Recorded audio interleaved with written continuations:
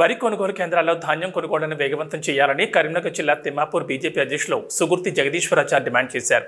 తిమ్మాపూర్ మండల బీజేపీ ఆధ్వర్యంలో ఆయన మీడియాతో మాట్లాడారు. కొనుగోలు కేంద్రాలు ప్రారంభించి నెలలు గడుస్తున్నా కూడా అధికారుల నిర్లక్ష్య ధోరణి వల్ల రైతులు నష్టపోతున్నారని అన్నారు. ఇటీవల కురిసిన అకాల వర్షాల వల్ల మండలంలో జరిగిన నష్టంపై ఎటువంటి అంచనాలు కూడా తీసుకోకుండా అధికార యంత్రాంగం పట్టించుకోవడం లేదని ఆరోపించారు. కూలిన ఇండ్లకే కాకుండా పశువుల కొట్టాలకు, రేకుల ఇండ్లకు కూడా ఆర్థిక సహాయం అందించేలా స్థానిక ఎమ్మెల్యే చొరవ తీసుకుని బాధితులకు అండగా ఉండాలని డిమాండ్ చేశారు. అకాల వర్షాల తాకిడికి నష్టపోయిన బాధితుల పక్షాన బీజేపీ భరోసా ఉంటుందని పేర్కొన్నారు. రైతులకు న్యాయం చేసే వరకు పార్టీ పక్షాన డిమాండ్ చేసే కార్యక్రమాల్లో భాగంగా సోమవారం తహసీల్దార్ కార్యాలయంలో వినతిపత్రం ఇచ్చే కార్యక్రమంలో కార్యకర్తలు, రైతులు పాల్గొనాలని పిలుపునిచ్చారు.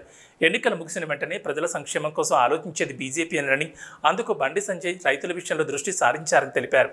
ప్రజల పక్షాన పోరాడేది బీజేపీ తప్ప బీఆర్ఎస్, కాంగ్రెస్ పార్టీలు కావని చెప్పారు.